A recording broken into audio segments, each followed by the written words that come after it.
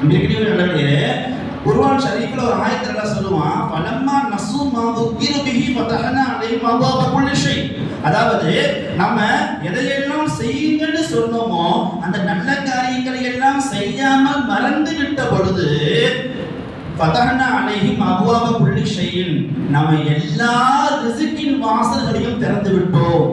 அல்லாஹ் என்ன சொல்றான், ஃபலம்மா நஸூ மா துக்கிரு பிஹி, இந்த காரியம் நல்ல காரியத்தெல்லாம் செய்யுங்கன்னு நம்ம சொன்னோம், ஆனா அதையெல்லாம் செய்ய மறுத்து மறந்து அதை விட்டுட்டு அவங்க தாங்காட்டுத்தனமாக வாழக்கூடிய நேரத்துல அல்லாஹ் ரிஸ்கை குறைச்சு தந்தோம்னு சொல்ல, ஃபதஹனா அலைஹிம் அப்வாப குல்லி ஷை, எல்லா வாசலின் திறவுகளையும் கதவுகளையும் நாம் திறந்து விட்டோம். அவர்களுக்கு ரிஸ்குகள் விசாலமாக கிடைச்சது.